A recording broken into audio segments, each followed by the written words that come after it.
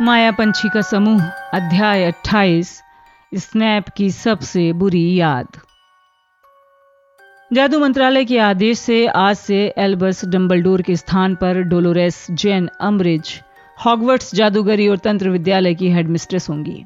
Notice रातों रात पूरे स्कूल में लग गए, लेकिन स्पष्ट नहीं था कि महल के भीतर रहने वाले हर विद्यार्थी को ये बात कैसे पता चल गई थी कि डम्बलडोर 2 ऑर्डर्स, सर्वोच्च प्रशासक, जादू मंत्री और उनके जूनियर असिस्टेंट को हराकर भाग गए थे। हैरी महल में जहां भी गया, डम्बलडोर के पराक्रम के बारे में खुसर फुसर हो रही थी। हैरी ने सुना कि सेकेंड ईयर की एक लड़की अपनी सहेली को बता रही थी कि फज सेंट मंगोज अस्पताल में भर्ती हैं क्योंकि उनका सिर कद्दू बन गया है। लेकिन हैरानी की बात यह थी कि बाकी की जानकारी बिल्कुल सही थी। मिसाल के तौर पर सभी ये जानते थे कि विद्यार्थियों में सिर्फ हैरी और मैरिटा ने ही डम्बलडोर के ऑफिस में ये दृश्य देखा था। चूंकि मेरिटा इस समय अस्पताल में भर्ती थी, इसलिए विद्यार्थी बार बार हैरी को आंखों देखा हाल सुनाने का आग्रह कर रहे थे। हैरी की कहानी पूरी तल्लीनता से सुनने के बाद अर्नी मैकमिलन ने जड़ी बूटी विज्ञान की क्लास में लौटते समय विश्वास से कहा, डम्बलडोर जल्दी ही लौट आएंगे। हमारे सेकेंड ईयर में भी जादू मंत्री उन्हें ज्यादा समय तक दूर नहीं रख पाए थे। इस बार भी ऐसा ही होगा। मोटे सन्यासी ने मुझे बताया है। उसने अपनी आवाज नीचे कर ली, जैसे कोई साजिश रच रहा हो। इस वजह से हैरी, रॉन और हरमाइनी को सुनने के लिए उसके करीब झुकना पड़ा कि महल और मैदान में अच्छी तरह तलाशी लेने के बाद कल रात को डम्बलडोर के ऑफिस में घुसने की अम्ब्रिज कोशिश कर रही थी, लेकिन वो गारगोइल पार नहीं कर पाई। हेडमास्टर का ऑफिस सील हो गया है। अर्नी मुस्कुराया। जाहिर है वो इस बात से काफी चिढ़ गई होंगी। पत्थर की सीढ़ियां चढ़कर प्रवेश हॉल में जाते समय हरमाइनी बोली, ओह, मुझे लगता है वो हेडमास्टर के ऑफिस में बैठना चाहती थी।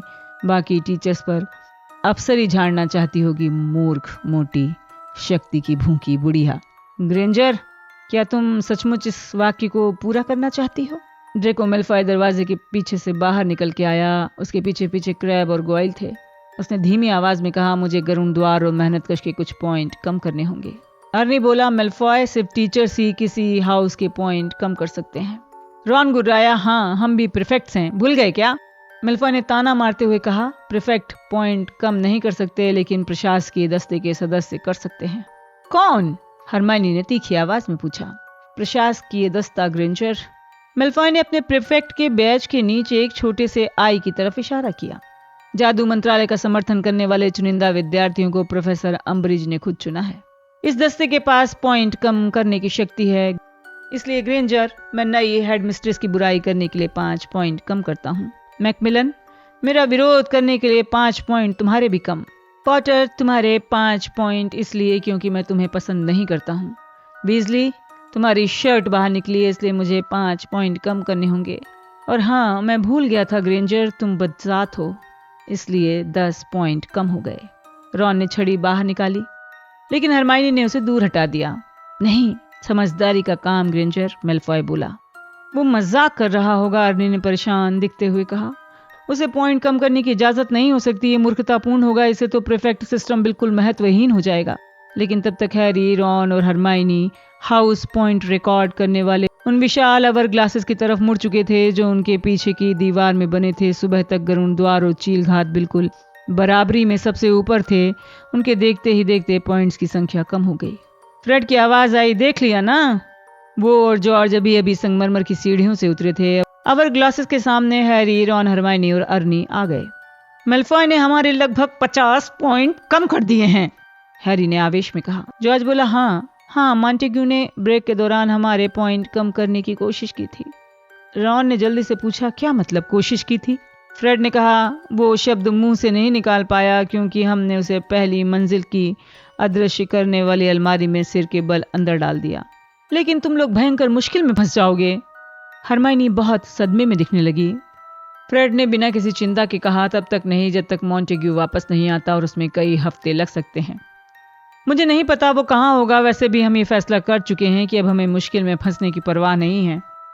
हरमाइनी ने पूछा, क्या तुम्हें कभी परवाह थी? जाहिर है थी, इसलिए हमें स्कूल से नहीं निकाला गया था। फ्रेड बोला, हम हमेशा जानते हैं सीमा रेखा कहाँ है। ये अलग बात है, हम कभी कभार अपना एक आध पैर उसके बाहर निकाल देते थे, जॉर्ज ने कहा। फ्रेड ने कहा, लेकिन हम असली हुड़दंग मचाने के पहले हमेशा रुक जाते थे। लेकिन अब? रॉन ने पूछा। डम्बलडोर के जाने के बाद?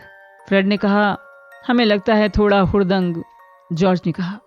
होना ही चाहिए, हमारी प्यारी नई हेड मिस्ट्रेस इसी के काबिल है। ऐसा मत करना, सचमुच ऐसा मत करना, वो तुम्हें बाहर निकाल देंगे। उन्हें बहाना चाहिए। हरमाइनी, तुम समझ नहीं रही हो। अब हमें यहाँ रहने की परवाह नहीं है। अगर हमने डंबलडोर के लिए कुछ करने का संकल्प नहीं कर लिया होता तो हम इसी समय स्कूल छोड़कर चले जाते। वैसे, उसने अपनी घड़ी देखते हुए कहा, पहला दौर शुरू होने वाला है। अगर मैं तुम्हारी जगह होता तो लंच करने के लिए इसी समय बड़े हॉल में पहुंच जाता ताकि टीचर्स देख सकें। इससे तुम्हारा कोई संबंध नहीं। हरमाइनी ने चिंता से कहा, किससे हमारा संबंध नहीं है? तुम्हें पता चल जाएगा। भागो, जॉर्ज ने कहा। फ्रेड और जॉर्ज मुड़कर विद्यार्थियों की उस बढ़ती भीड़ में ओझल हो गए जो सीढ़ियां उतरकर लंच करने जा रही थी। काफी चिंतित होकर अर्नी ने रूपांतरण के अधूरे होमवर्क का जिक्र किया और तेजी से चला गया। मुझे लगता है हमें चल देना चाहिए, हरमाइनी ने घबराहट में कहा। कहीं सचमुच कुछ हो न जाए। हाँ, बिल्कुल ठीक।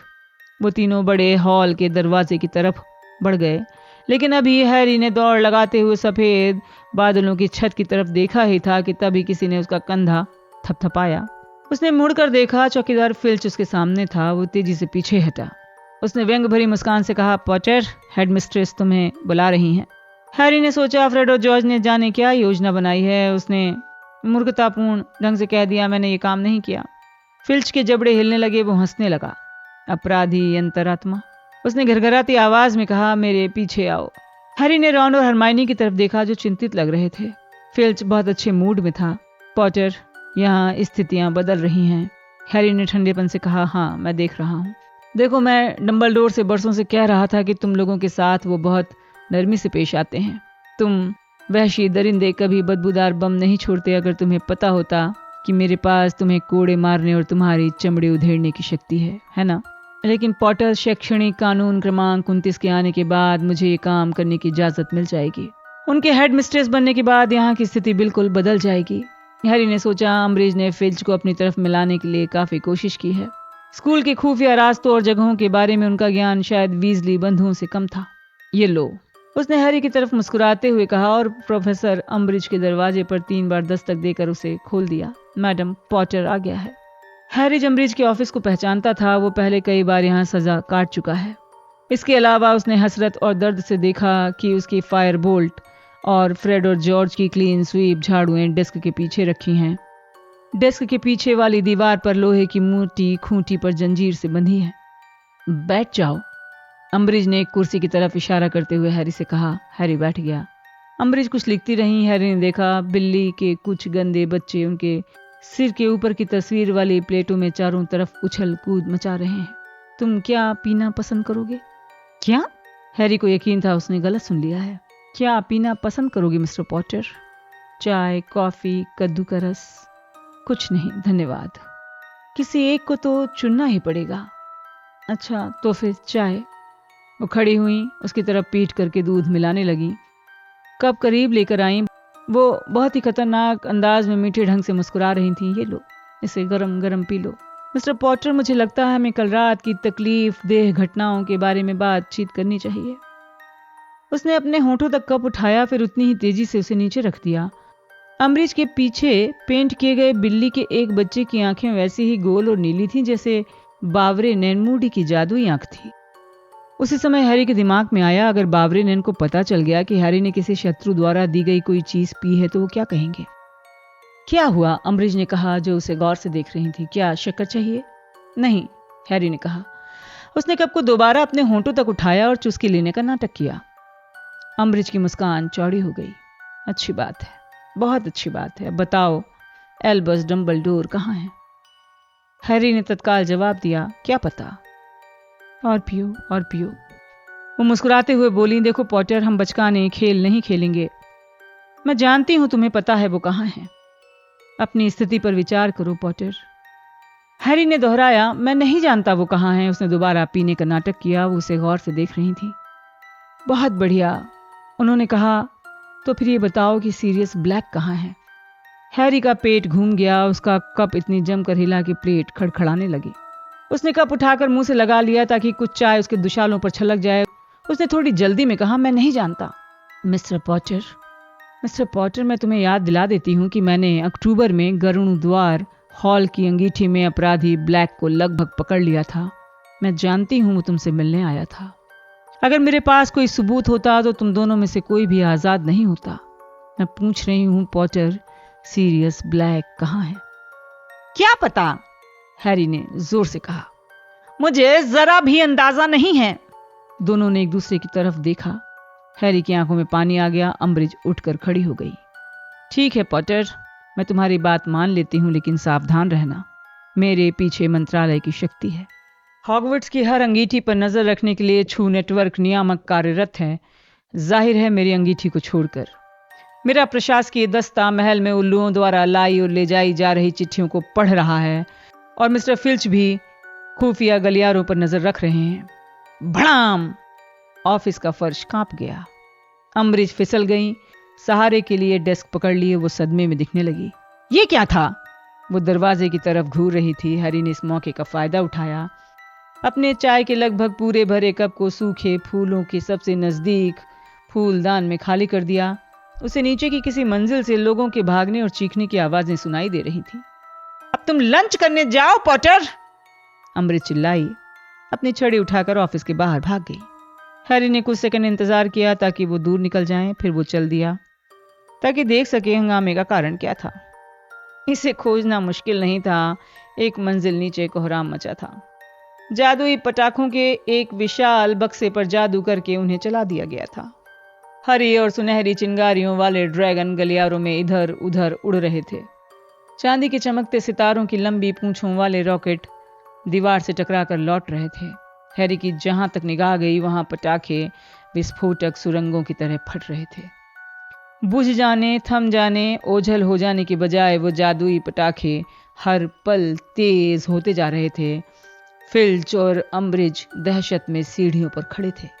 हैरी ने देखा एक बड़ी चक्री ने फैसला किया कि उसे अपनी करामात दिखाने के लिए ज्यादा जगह की जरूरत है। वो खतरनाक वी के साथ अम्बरिज और फिल्च की तरफ उड़ने लगी। दोनों ही डर के मारे चिल्लाए। उन्होंने अपनी गर्दन झुका ली। चक्री खिड़की के बाहर निकलकर मैदान की तरफ चली गई। जल्दी करो फिल्च, अगर हमने कुछ नहीं किया तो ये पूरे स्कूल में फैल जाएंगे। स्तब्ध हो, अम्बरिज चिल्लाई। उनकी छड़ी के सिरे से लाल रोशनी की लहर निकलकर एक रॉकेट पर पड़ी। बीच हवा में स्तब्ध होकर रुकने की बजाय इसमें इतना तेज विस्फोट हुआ, इससे एक जादूगरनी की पेंटिंग के बीच में छेद हो गया। उन्हें स्तब्ध मत करो फिल्च, अम्बरिज गुस्से में चिल्लाएं जैसे एक आम फिल्च ने किया हो। आप ठीक कह रही हैं हेड मिस्ट्रेस, फिल्च बोला। सभी जानते थे कि फिल्च नकारा था और पटाखों को उसी तरह स्तब्ध नहीं कर सकता था जिस तरह वो उन्हें निगल नहीं सकता था। वो पास वाली अलमारी की तरफ भागा। उसमें से का झाड़ू निकालकर पटाखों पर मारने लगा। अगले ही पल में उसकी झाड़ू के अगले सिरे पर आग लग गई। हैरी ने देखा। उसने हंसते हुए अपना सिर झुकाया और खुफिया दरवाजे की तरफ गया। वो जानता था कि वो दरवाजा एक दीवार दरी के पीछे छिपा है। जैसे ही वो दरवाजे के भीतर गया उसे फ्रेड और जॉर्ज दिख गए, जो वहां छुपकर अम्बरिज और फिल्च की चीखें सुन रहे थे और हंसी दबाने के कारण हिल रहे थे। शानदार, बहुत ही शानदार। तो डॉक्टर फिलिबस्टर का धंधा चौपट कर दोगे? कोई दिक्कत नहीं होगी। शुक्रिया, जॉर्ज ने फुसफुसाकर कहा और अपने चेहरे से हंसी के आंसू पोंछे। ओह, मुझे उम्मीद है कि वो उन्हें ओझल करने की कोशिश करें। इससे वो 10 गुने हो जाएंगे। पटाखे जलते रहे। दोपहर भर पूरे स्कूल में उड़ते रहे। हालांकि पटाखों ने व्यवधान पैदा किया, लेकिन बाकी टीचर्स को देखकर ऐसा नहीं लगा कि इससे उन्हें ज्यादा तकलीफ हो रही है। एक ड्रैगन प्रोफेसर मैगोनिकल की क्लास में घुसकर चारों तरफ उड़ने लगा। तेज धमाके के साथ लपटें उगलने लगा तो उन्होंने चिढ़कर कहा, ओह ओह मिस ब्राउन, जरा भागकर हेडमिस्ट्रेस को बताओ कि हमारी क्लास में एक पटाखा घुस आया है। नतीजा ये हुआ कि हेडमिस्ट्रेस बनने के बाद प्रोफेसर अम्बरिज का पहला दिन बड़ा खराब गुजरा। उनकी पूरी दोपहर स्कूल में इधर से उधर भागने में बीती। टीचर्स अपने अपने कमरों से पटाखों को बाहर निकालने में सक्षम नहीं दिख रहे थे। वो मदद के लिए प्रोफेसर अम्बरिज को बुलाते रहे। हैरी ने संतोष के साथ देखा अम्बरिज प्रोफेसर फ्लिटविक की क्लास से पसीना पसीना बाहर निकल रही हैं। उनके कपड़ों पर राख लगी है। उनका हुलिया बहुत खराब है। बहुत बहुत धन्यवाद प्रोफेसर, प्रोफेसर फ्लिटविक ने चूं चूं करती आवाज में कहा। मैं खुद पटाखों से छुटकारा पा सकता था, लेकिन मुझे पता नहीं था मेरे पास ऐसा करने का अधिकार है या नहीं है। प्रोफेसर अम्बरिज गुर्राने लगी। प्रोफेसर फ्लिटविक ने मुस्कुराते हुए अपने क्लासरूम का दरवाजा उनके गुर्राते चेहरे के सामने बंद कर दिया। उस रात को गरुड़द्वार हॉल में फ्रेड और जॉर्ज हीरो थे। हरमाइनी भी रोमांचित भीड़ के बीच रास्ता बनाते हुए उन्हें बधाई देने आई। उसने प्रशंसात्मक स्वर में कहा, बहुत बढ़िया पटाखे थे, धन्यवाद। जॉर्ज ने कहा, जो ये सुनकर खुश और हैरान हुआ, वीजली के तूफानी अग्निबम, बस एक ही दिक्कत है, हमारा पूरा माल खत्म हो गया है, दोबारा बनाना पड़ेगा। वैसे हमें इसका अफसोस नहीं है, फ्रेड ने कहा, जो गरुड़द्वार के विद्यार्थियों से ऑर्डर लेने में जुटा था। हरमाइनी, तुम चाहो तो अपना नाम वेटिंग लिस्ट में लिखवा सकती हो। सामान्य बॉक्स की कीमत 5 गैलियन है और डीलक्स बॉक्स की कीमत 20 गैलियन। हरमाइनी उस टेबल की तरफ लौटी जहां हैरी और रॉन अपने स्कूल बैग की तरफ घूर कर देख रहे थे, जैसे उम्मीद हो कि उनका होमवर्क उछलकर बाहर निकल आएगा और अपने आप होने लगेगा। ओह, क्यों ना हम एक रात को पढ़ाई की छुट्टी कर दें, हरमाइनी ने जोश में कहा, जब चांदी जैसे रंग की पूंछ वाला रॉकेट खिड़की के पास से उड़ता हुआ गया। आखिर ईस्टर की छुट्टियां शुक्रवार से शुरू हो रही हैं, हमारे पास पढ़ाई के लिए बहुत वक्त रहेगा। रॉन ने हैरानी से घूरते हुए कहा, तुम्हारी तबीयत तो ठीक है? हरमाइनी ने चहकते हुए कहा, तुम पूछ ही रहे हो तो मैं बता देती हूँ, मैं बगावत के मूड में हूँ। जब हैरी और रॉन 1 घंटे बाद सोने गए, तब भी पटाखों के धमाकों की आवाजें दूर दूर तक सुनाई दे रही थी। हैरी के कपड़े बदलते समय एक अनार टावर के पास से पू शब्द निकालता हुआ गया। पलंग पर पहुंचकर हैरी ने जम्हाई ली। उसने चश्मा उतारा। खिड़की के पास से कभी कभार गुजरने वाला पटाखा धुंधला दिखने लगा। अम्बरिज को पहले दिन डंबलडोर की भूमिका निभाना कैसा लगा होगा। उसने सोचा कि जब फज को पता चलेगा कि पूरे स्कूल ने अपना ज्यादातर दिन हंगामे में काटा है तो उनकी क्या प्रतिक्रिया होगी। मुस्कुराते हुए हैरी ने आंखें बंद कर ली। वो नींद में खोता जा रहा था। वो सीधे रहस्य विभाग की तरफ जाने वाले गलियारे में पहुंच गया। वो काले दरवाजे की तरफ तेजी से जा रहा था। खुल जाओ, खुल जाओ। ये खुल गया। वो एक गोलाकार कमरे में पहुंच गया जिसमें कई दरवाजे थे। उसने इसे पार किया। पिछले दरवाजे जैसे ही एक दरवाजे पर हाथ रखकर उसे धक्का दिया। वो एक लंबे आयताकार कमरे में था जिसमें धातु के टकराने की आवाजें आ रही थी। दूर एक दरवाजा था, वो भी छूते ही खुल गया। अब वो एक धीमी रोशनी वाले कमरे में था जो किसी चर्च जितना ऊंचा और चौड़ा था। इसमें ऊंचे ऊंचे शेल्फों की कतारों के सिवा कुछ नहीं था। हर शेल्फ पर धूल भरे कांच के छोटे गोले थे। वो जानता था उसे कहाँ जाना है। वो आगे की तरफ भागा। वीरान कमरे में कोई आवाज नहीं हुई। उसे कोई चीज चाहिए थी या किसी और को चाहिए थी। उसका निशान दुख रहा था। भड़ाम! हैरी तत्काल जाग गया। वो बहुत दुविधा और गुस्से में था। अंधेरा कमरा हंसी की आवाज से भर गया। बहुत बढ़िया, सीमस ने कहा जो खिड़की से टिका हुआ था। एक चक्री एक रॉकेट से टकराई है और ऐसा लगता है वो जुड़ गए हैं। हैरी को आवाज आई। रॉन और डीन ये देखने के लिए अपने पलंग से उतर गए थे। वो खामोश और स्थिर पड़ा रहा। उस पर निराशा हावी होने लगी। उसे महसूस हुआ मानो कोई अच्छी चीज उसके हाथ से निकल गई है। गरुड़द्वार के मीनार पर खिड़कियों के पास से चमकते गुलाबी और चांदी जैसे पंख वाले पटाखे उड़ रहे थे। उसे याद आया अगली शाम उसे गुप्त विद्या का अभ्यास करने जाना है। हैरी का अगला दिन दहशत में बीता। अगर स्नैप को पता चल गया कि वो सपने में रहस्य विभाग के आगे पहुंच गया था तो वो क्या कहेंगे। उसे अफसोस हुआ उसने पिछले प्रशिक्षण के बाद से गुप्त विद्या का जरा भी अभ्यास नहीं किया था। डंबलडोर के जाने के बाद बहुत सी घटनाएं हुई थी। उसे यकीन था अगर वो कोशिश भी करता तो वो अपने दिमाग को खाली नहीं कर पाता। बहरहाल उसे शक था स्नैप इस बहाने को मानेंगे। उसने उस दिन क्लास के दौरान प्रैक्टिस की लेकिन कोई फायदा नहीं हुआ। जब वो खामोश अपने विचारों और भावनाओं को बाहर निकालने की कोशिश करने लगता तो हरमाइनी उससे पूछने लगती, क्या गड़बड़ है। वैसे भी अपने दिमाग को खाली करने का सबसे अच्छा समय वो नहीं था जब टीचर्स विद्यार्थियों से रिवीजन के सवाल पूछ रहे हों। बुरे से बुरे को सहज भाव से लेने के मूड में हैरी डिनर के बाद स्नैप के ऑफिस की तरफ चला गया। जो उसके पास तेजी से आई। हाँ, हैरी ने कहा और स्नैप के साथ अपनी मुलाकात को थोड़ी देर तक टालने का बहाना मिलने से उसे खुशी हुई। तुम ठीक तो हो? अम्बरीश तुमसे तो डीए के बारे में नहीं पूछ रही थी? ओह नहीं नहीं, मैं तो सिर्फ ये कहना चाहती थी हैरी, मुझे उम्मीद नहीं थी कि मेरिटा चुगली कर देगी। अच्छा। उसे लग रहा था चो को अपनी सहेलियां सावधानी से चुननी चाहिए। ये बहुत संतोषजनक था। मेरिटा भी अस्पताल में थी। मैडम पॉम्फ्री उसके मुहासों को जरा भी ठीक नहीं कर पाई थी। दरअसल वो बहुत अच्छी है, बस उससे एक गलती हो गई थी, चो ने कहा। हैरी ने उसकी तरफ हैरानी से देखा। बहुत अच्छी है जिससे एक गलती हो गई है। उसने तो हम सबको बेच दिया था जिसमें तुम भी शामिल हो। देखो हम सब तो बच गए। देखो, उसकी मम्मी मंत्रालय में काम करती हैं, उसके लिए सचमुच मुश्किल था। रॉन के डैडी भी तो मंत्रालय में काम करते हैं, और अगर तुमने ध्यान दिया हो तो उसके चेहरे पर मुखबिर शब्द नहीं लिखा है, जो ने तैश में कहा। हरमाइनी ने बहुत भयंकर काम किया है। उसे हमें बता देना चाहिए था कि उसने उस सूची पर जादू किया था। हैरी ने ठंडेपन से कहा, मुझे लगता है ये काम उसने बहुत अच्छा किया था।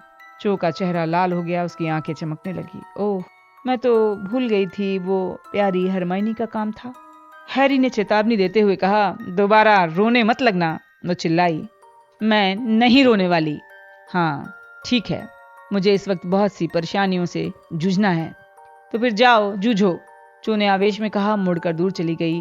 हैरी गुस्से से भरा हुआ स्नैप के तहखाने तक जाने वाली सीढ़ियां उतरने लगा। हालांकि वो अपने अनुभव से जानता था, अगर वो गुस्से और द्वेष से भरा होगा तो स्नैप के लिए उसके दिमाग में घुसपैठ करना ज्यादा आसान होगा। लेकिन इसके बावजूद वो अपनी भावनाओं पर काबू नहीं रख पाया। इसके बजाय वो सोचता रहा कि उसे चो से मेरिटा के बारे में क्या क्या कहना चाहिए था। वो तहखाने के दरवाजे तक पहुंच गया। जब हैरी ने अंदर जाने के बाद दरवाजा बंद किया तो स्नैप ने रूखेपन से कहा, तुम्हें बहुत देर हो गई पॉटर। स्नैप हैरी की तरफ पीठ किए थे। वो हमेशा की तरह अपने कुछ विचार डंबलडोर के स्मृति पात्र में रख रहे थे। उन्होंने पूछा, तुमने प्रैक्टिस की? हाँ। स्नैप के डेस्क के पाए की तरफ देखते हुए उसने झूठ बोल दिया। हमें जल्दी ही पता चल जाएगा, है ना? छड़ी बाहर निकालो पॉटर। हैरी हमेशा की तरह तैयार होकर स्नैप के सामने खड़ा था। चो पर गुस्से के कारण उसका दिल तेजी से धड़क रहा था और इस बात पर चिंतित भी था कि स्नैप उसके दिमाग से कितनी बातें निकाल सकते हैं। 3 की गिनती पर तभी स्नैप के ऑफिस के दरवाजे पर भड़भड़ की आवाज हुई। ड्रेको मेल्फॉय धड़धड़ाता हुआ अंदर आ गया। प्रोफेसर स्नैप सर, वो ओह, मुझे अफसोस है। मेल्फॉय ने थोड़ी हैरानी से हैरी को देखा। स्नैप ने अपनी छड़ी झुकाई। कोई बात नहीं ड्रेको, पॉटर काढ़े की अतिरिक्त पढ़ाई करने के लिए आया है। मेल्फॉय खुश हो गया। जब अम्बरिज ने हैग्रिड का इंस्पेक्शन किया था, उसके बाद से हैरी ने उसे इतना खुश कभी नहीं देखा था। मुझे पता नहीं था, उसने हैरी की तरफ व्यंग्य से मुस्कुराते हुए कहा। हैरी का चेहरा जलने लगा। स्नैप ने पूछा, क्या बात है ड्रेको? सर, अम्बरिज को आपकी मदद की जरूरत है। उन्हें मॉन्टेग्यू मिल गया है। उसका सिर 4थी मंजिल के एक टॉयलेट के भीतर घुसा हुआ है। स्नैप ने पूछा, वो वहां कैसे पहुंच गया? क्या पता, वो थोड़ा दुविधाग्रस्त है। स्नैप ने कहा, बहुत अच्छी बात है पॉटर, हम अपना सबक कल शाम को शुरू करेंगे। वो मुड़े ऑफिस से बाहर निकल गए। उसके पास प्रैक्टिस करने के लिए कम से कम 24 घंटे थे। वो जानता था कि इस बार बाल बाल बचने के लिए उसे मेल्फॉय का कृतज्ञ होना चाहिए। हालांकि ये काम मुश्किल था। वो अभी ऑफिस के दरवाजे पर पहुंचा था कि तभी उसे एक चीज दिख गई। कांपती रोशनी का एक टुकड़ा चौखट पर नाच रहा था। वो खड़े होकर उसकी तरफ देखने लगा। उसने याद करने की कोशिश की। उसे याद आया, ये उसी तरह की रोशनी थी जो उसने कल रात को सपने में देखी थी। रहस्य विभाग के दूसरे कमरे की रोशनी थी। वो पलटा। रोशनी स्नैप के डेस्क पर रखे स्मृति पात्र से आ रही थी। चांदी जैसा सफेद पदार्थ अंदर घुमड़ रहा था। स्नैप के विचार, जो वो हैरी को नहीं दिखाना चाहते थे। अगर संयोग से उनकी रक्षा को तोड़ भी दे तो वो उन्हें नहीं देख सकता था। हैरी ने स्मृति पात्र को घूरा। उसके भीतर उत्सुकता कुलबुलाने लगी। आखिर कौन सी चीज है जो स्नैप हैरी से छुपाने के लिए उतावले थे? चांदी जैसी रोशनी दीवार पर कांपी। हैरी ने कुछ सोचते हुए डेस्क की तरफ कदम बढ़ाया। क्या स्नैप रहस्य विभाग के बारे में जानकारी छिपा रहे थे? हैरी ने देखा, उसका दिल धड़क रहा था। स्नैप को मॉन्टेग्यू को टॉयलेट से निकालने में कितना वक्त लगेगा? उसके बाद वो अस्पताल जाएंगे। स्नैप ये सुनिश्चित करना चाहेंगे कि वो ठीक रहे। हैरी बढ़कर स्मृति पात्र के पास पहुंचा। ऑफिस और उसके पार वाले गलियारे से कोई आवाज नहीं आ रही थी। उसने स्मृति पात्र के पदार्थ को अपनी छड़ी की नोक से कुरेदा। चांदी जैसा पदार्थ घूमने लगा। उसने देखा, वो पारदर्शी हो गया। उसकी सांस स्नैप के विचारों की सतह पर कोहरा डाल रही थी। उसका दिमाग शून्य लग रहा था। इसी याद में जाने की उसकी प्रबल इच्छा थी, लेकिन ऐसा करना पागलपन था। स्नैप किसी भी पल लौट सकते थे, लेकिन हैरी ने चो के गुस्से और मेल्फॉय के चिढ़ाते चेहरे को याद किया, जिससे उसके मन में दुस्साहस की भावना आ गई। उसने एक गहरी सांस खींची और अपना चेहरा स्नैप के विचारों की सतह में घुसा दिया। वो सर्द कालेपन के बीच गिर रहा था, तेजी से घूम रहा था और फिर वो बड़े हॉल के बीच खड़ा था। चारों हाउसों की टेबल वहां नहीं थी। इसके बजाय वहां 100 से ज्यादा छोटी टेबलें लगी थी, जिनका मुंह एक ही तरफ था। हर टेबल पर एक विद्यार्थी सिर झुकाए और चर्मपत्र लिख रहा था। कलमों के चलने या चर्मपत्रों के सरकने की आवाजें आ रही थीं। हैरी ने सावधानी से चारों तरफ देखा, स्नैप यहीं कहीं होंगे। आखिर ये उन्हीं की याद थी। वो हैरी के ठीक पीछे वाले टेबल पर थे। हैरी ने घूरा। किशोरावस्था में स्नैप दुबले पतले थे, उनका चेहरा पीला था, उनके सीधे बाल चिपचिपे थे और टेबल की सतह को छू रहे थे। हैरी ने स्नैप के पीछे देखा और परीक्षा का नाम पढ़ा, गुप्त कलाओं से रक्षा, सामान्य जादूगरी स्तर। तो स्नैप 15-16 साल के होंगे, यानी हैरी की उम्र के आसपास। 5 मिनट और बचे हैं। ये आवाज सुनकर हैरी उछल पड़ा। उसने मुड़कर देखा। प्रोफेसर फ्लिटविक के सिर का ऊपरी हिस्सा टेबलों के बीच कुछ दूरी पर था। प्रोफेसर फ्लिटविक बिखरे हुए बालों वाले एक काले लड़के के पास से गुजर रहे थे, बहुत ही बिखरे हुए काले बाल। हैरी इतनी जल्दी हिला कि अगर वो ठोस होता तो कई टेबलें गिर जाती। इसके बजाय वो सपनों की तरह 2 कतारों के बीच से उड़ता हुआ तीसरी कतार में पहुंच गया। हैरी डेस्क के सामने रुक गया और अपने 15 साल के डैडी को देखने लगा। उसके पेट में रोमांच का विस्फोट हो गया। उसे ऐसा लगा जैसे वो खुद को देख रहा हो। जेम्स की आंखें बादामी थी, उनकी नाक हैरी की नाक से थोड़ी ज्यादा लंबी थी।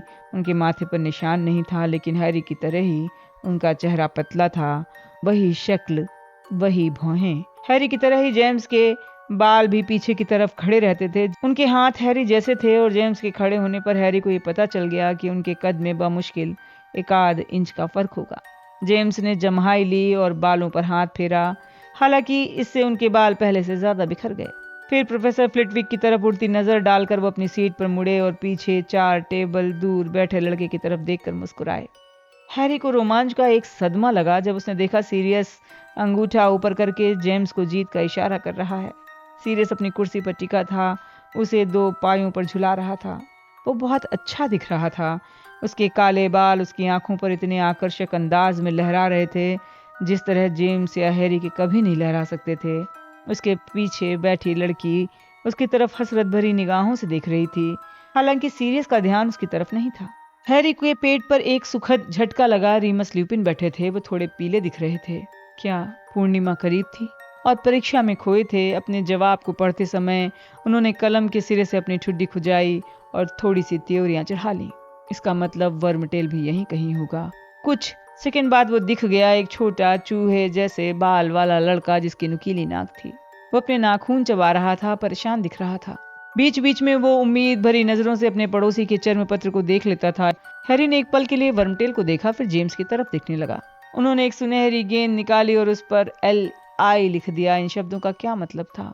कलम नीचे रख दो, प्रोफेसर फ्लिटविक ने चूं चूं करती आवाज में कहा। तुम भी स्टेबिंस अपनी अपनी जगह पर बैठे रहो, मैं तुम्हारे चर्म पत्र इकट्ठा करता हूँ। आगमनो। 100 से ज्यादा चर्म पत्र हवा में उड़े, प्रोफेसर फ्लिटविक की खुली बाहों में पहुंच गए। धन्यवाद धन्यवाद, प्रोफेसर फ्लिटविक ने हाँफते हुए कहा। बहुत बढ़िया, अब तुम लोग जा सकते हो। हैरी ने डैडी की तरफ देखा जो अब तेजी से अपने लिखे हुए LE अक्षर मिटा रहे थे। वो उछलकर खड़े हुए, कलम और पेपर को बैग में रखा, पीठ पर लटकाया और सीरियस के आने का इंतजार करने लगे। हैरी ने देखा उसे कुछ दूरी पर स्नैप की झलक दिखाई दी। गोल कंधों वाले स्नैप मकड़ी की तरह झटके से चल रहे थे। उनके चिपचिपे बाल उनके चेहरे पर चारों तरफ लहरा रहे थे।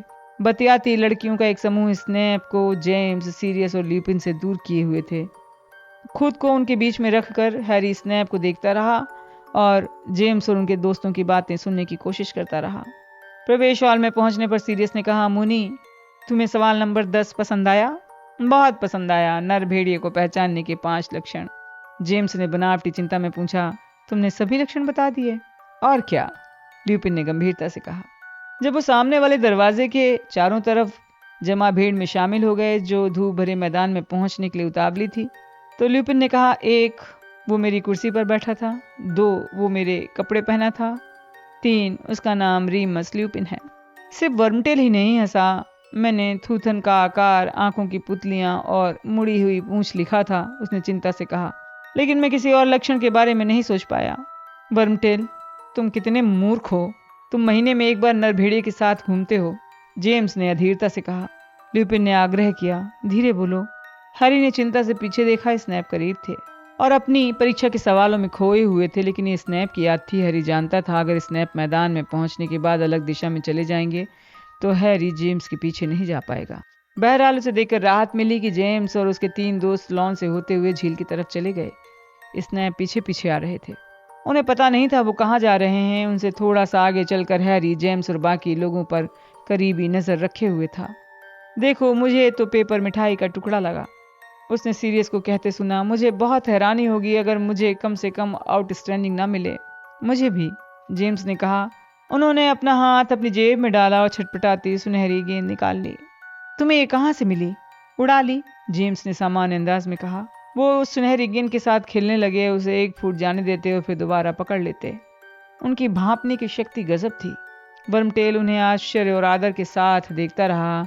वो झील के किनारे लगे उसी पेड़ की छाया में रुके जहां हैरी, रॉन और हरमाइनी ने एक बार रविवार को अपना होमवर्क किया था। हैरी ने अपने कंधे के पीछे दोबारा देखा। उसे देखकर खुशी हुई। स्नैप झाड़ी के नीचे छाया में बैठ गए। वो पहले की तरह अपने OWL के पेपर में खोए हुए थे। अभी अभी बड़े हॉल से निकल कर आने वाली कुछ लड़कियां किनारे पर बैठकर हंसी ठिठोली कर रही थीं। वो अपने जूते मोजे उतार कर अपने पैरों को पानी में ठंडा कर रही थीं। ल्यूपिन एक पुस्तक निकालकर पढ़ने लगे। सीरियस ने घास पर बैठे विद्यार्थियों को देखा। वो थोड़ा दम्भी और उबा हुआ था, लेकिन बहुत आकर्षक लग रहा था। जेम्स अब भी अपनी सुनहरी गेंद से खेल रहे थे, इसे थोड़ी ज्यादा दूर तक उड़ने दे रहे थे। उसे लगभग निकल जाने देते, लेकिन हमेशा आखिरी पल में पकड़ लेते। वर्मटेल मुंह फाड़ कर उन्हें देख रहा था। जब भी जेम्स कोई मुश्किल से पकड़ी जा सकने वाली गेंद पकड़ लेते तो हर बार वर्मटेल आ भर कर तालियां बजाने लगता। जब सिलसिला 5 मिनट तक चलता रहा तो हैरी ने सोचा जेम्स वर्मटेल को चुप क्यों नहीं कराते हैं, लेकिन जेम्स को यह अच्छा लग रहा था। हैरी ने ध्यान दिया, उसके डैडी अपने बालों को जबरन बिखरा लेते हैं और पानी के पास बैठी लड़कियों को बार बार देखते हैं। उसे अंदर रख लो, सीरियस ने आखिरकार कहा जब जेम्स ने एक बहुत अच्छा कैच पकड़ा और वर्मटेल तालियां बजाने लगा।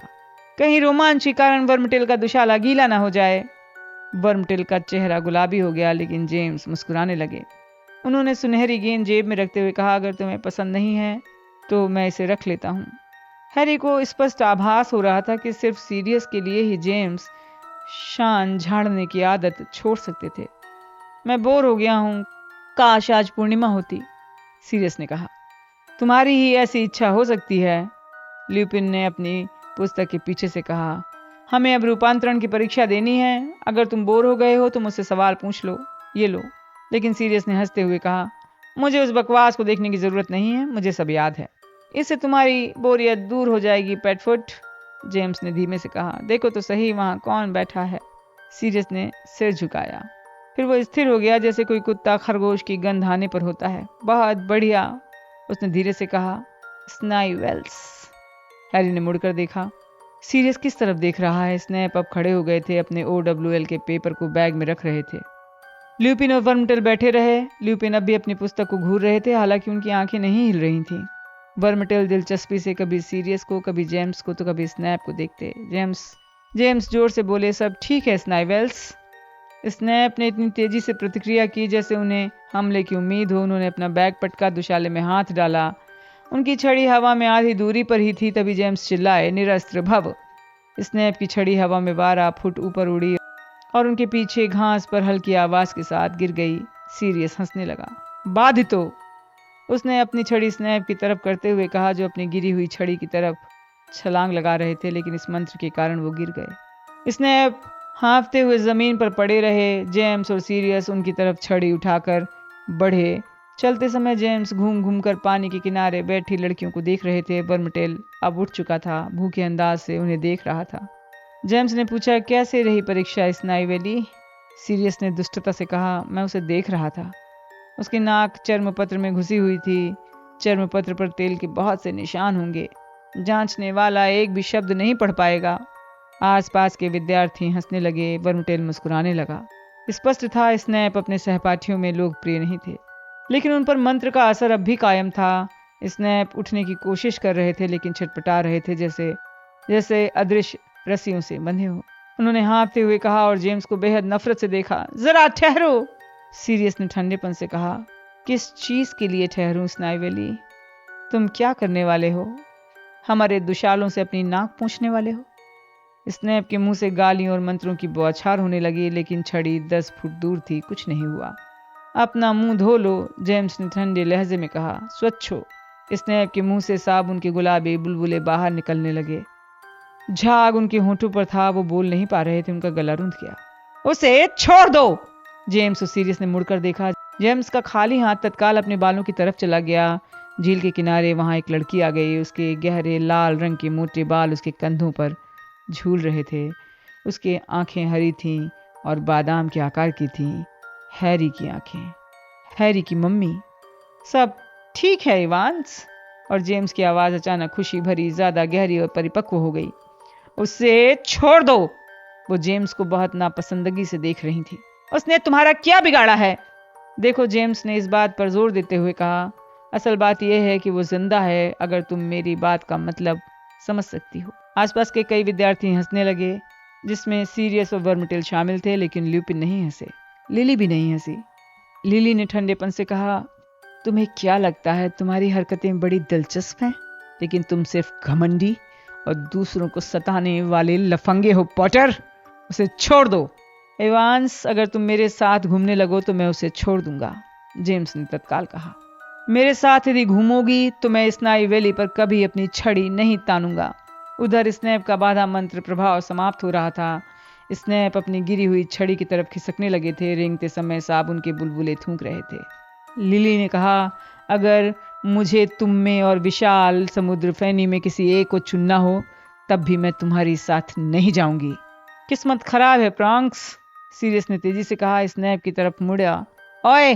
लेकिन तब तक देर हो चुकी थी। स्नैप ने अपनी छड़ी जेम्स की तरफ कर दी। रोशनी की चमक दिखी। जेम्स के चेहरे की तरफ घाव हो गया।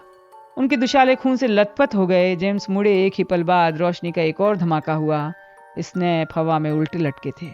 उनके दुशाले उनके सिर के नीचे आ गए थे। उनके मरियल पीले पैर दिख रहे थे, गंदा अंडरवियर भी। विद्यार्थी ताली बजाने लगे। सीरियस, जेम्स और वर्मटेल हंसी से दोहरे हो गए। लिली के गुस्से से भरे चेहरे पर एक पल के लिए ऐसा भाव आ गया जैसे वो हंसने वाली हो। फिर उसने कहा, उसे नीचे उतार दो। क्यों नहीं? जेम्स ने कहा। अपनी छड़ी ऊपर की तरफ हिलाई। स्नैप जमीन पर गिर गए। अपने दुशालों से खुद को आजाद करते हुए अपनी छड़ी को ऊपर करके वो जल्दी से खड़े हो गए, लेकिन तभी सीरियस बोला, पूर्ण शरीर बंधन। स्नैप लहराए और किसी तख्ते की तरह जमीन पर गिर गए। उसे छोड़ दो! लिली चिल्लाई। अब लिली ने अपनी छड़ी बाहर निकाल ली। जेम्स और सीरियस ने उसे सावधानी से देखा। जेम्स ने गंभीरता से कहा, देखो इवांस, ऐसा कुछ मत करना जिससे मुझे तुम्हें शाप देना पड़े। तो फिर अपना शाप वापस लो। जेम्स ने गहरी आह भरी। स्नैप की ओर मुड़कर प्रतिकारक मंत्र पढ़ दिया। ये लो, उन्होंने कहा जब स्नैप अपने पैरों पर खड़े होने के लिए जूझ रहे थे। स्नाइवेल्स, तुम खुश हो? इवांस यहाँ पर थी। मुझे उसकी जैसी गंदी बदजात लड़की की जरूरत नहीं है। लिली ने पलकें झपकाई। अच्छी बात है, मैं भविष्य में तुम्हारी फिक्र नहीं करूंगी। और स्नाइवेल्स, अगर मैं तुम्हारी जगह होती तो अपना अंडरवियर धो लेती। इवांस से माफी मांगो। जेम्स स्नेप की तरफ दहाड़े और अपनी छड़ी खतरनाक तरीके से तान ली। लिली ने चिल्लाकर जेम्स से कहा, मैं नहीं चाहती कि तुम मुझसे जबरदस्ती माफी मंगवाओ। तुम भी उतने ही बुरे हो जितना कि वो। क्या? मैं तुम्हें उस नाम से कभी नहीं बुला सकता, जेम्स ने हैरानी से कहा। तुम अपने बालों पर हाथ फेरते हो। तुम्हें लगता है तुम बिखरे बालों में बहुत शानदार दिखते हो, क्योंकि इसे लगता है जैसे तुम अभी अभी झाड़ू से उतरे हो। तुम गलियारों में अपनी मूर्खतापूर्ण सुनहरी गेंद के साथ जो इतराते फिरते हो, हर उस विद्यार्थी को अपने मंत्र का शिकार बनाते हो जो तुम्हें चिढ़ाता है, क्योंकि तुम ऐसा कर सकते हो। मुझे हैरानी है कि तुम्हारे इतने फूले हुए सिर के बावजूद झाड़ू तुम्हारा वजन कैसे उठा लेती है। तुम्हें देखकर तो मैं पागल हो जाती हूँ। वो मुड़ी और जल्दी से दूर चली गई। इवांस! जेम्स पीछे से चिल्लाया, लेकिन इवांस ने पलट कर नहीं देखा। उसे क्या हुआ? जेम्स ने पूछा और इस तरह जताने की असफल कोशिश की जैसे ये एक सामान्य सवाल हो जो उनके लिए कतई महत्वपूर्ण नहीं था। सीरियस ने कहा, मेरे हिसाब से वो तुम्हें घमंडी मानती है दोस्त। ठीक है, जेम्स ने कहा, जो अब नाराज दिख रहे थे। ठीक है। एक और रोशनी का धमाका हुआ। स्नैप एक बार फिर हवा में उल्टे लटक रहे थे। कौन कौन चाहता है स्नाई वैली का पैंट उतार दूं? लेकिन जेम्स ने स्नैप का पैंट उतारा या नहीं ये हैरी को पता नहीं था। एक हाथ उसकी ऊपरी बांह पर चिमटी की तरह कस गया। कराहते हुए हैरी देखने के लिए मुड़ा। ये किसने पकड़ा था? दहशत के साथ उसने देखा उसके पास वयस्क स्नैप खड़े थे जो आग बबूला थे। मजा आ रहा है? हैरी ने खुद को हवा में उठता महसूस किया। वो बर्फीले कालेपन से ऊपर की तरफ उठ रहा था। स्नैप का हाथ उसे कसकर पकड़े हुए था। फिर उसे लगा जैसे वो बीच हवा में उल्टा हो गया है। उसके पैर स्नैप के तहखाने के फर्श पर पड़े और वो एक बार फिर ऑफिस में स्नैप की डेस्क के पास रखे स्मृति पात्र के पास खड़ा था। तो मज़ा आया पॉटर? नहीं, हैरी ने अपनी बाँह छुड़ाने की कोशिश करते हुए कहा। ये बहुत डरावना था। स्नेप के होंठ कांप रहे थे, उनका चेहरा सफ़ेद था, उनके दांत किटकिटा रहे थे। तुम्हारे डैडी बहुत मज़ेदार आदमी थे, है ना? स्नेप ने कहा। हैरी को इतनी कसकर हिलाया कि उसका चश्मा नाक से फिसल गया। स्नेप ने हैरी को पूरी ताकत से दूर फेंका। हैरी तहखाने के फर्श पर तेजी से गिरा। स्नेप ने गरजते हुए कहा, तुमने जो देखा है वो किसी को मत बताना। नहीं नहीं, जाहिर है मैं, हैरी ने कहा और उठकर स्नेप से ज्यादा दूर पहुंच गया। बाहर निकल जाओ, बाहर निकल जाओ, मैं दोबारा इस ऑफिस में तुम्हारी शक्ल भी नहीं देखना चाहता। जब हैरी दरवाजे की तरफ भागा तो मरे हुए काकरोचों का एक डिब्बा उसके सिर से टकराया। स्नेप के 3 मंजिल दूर पहुंचने के बाद ही वो रुका। वहां वो दीवार से टिक गया और हाँफते हुए अपनी बाँह मलने लगा। इतनी जल्दी गरुड़द्वार टावर लौटने की उसकी इच्छा नहीं थी। उसने जो देखा था उसे वो रॉन और हरमाइनी को नहीं बताना चाहता था। हैरी को इतना दहशत और दुख इसलिए नहीं था कि स्नैप ने उसे डांटा था, उस पर डिब्बा फेंका था, बल्कि इसलिए क्योंकि वो जानता था भीड़ के सामने अपमानित होना कैसा लगता है। स्नैप को कैसा महसूस हुआ होगा, और अभी अभी उसने जो देखा है उसके हिसाब से तो उसके डैडी उतने ही दम्भी थे जितना कि स्नैप हमेशा कहा करते थे।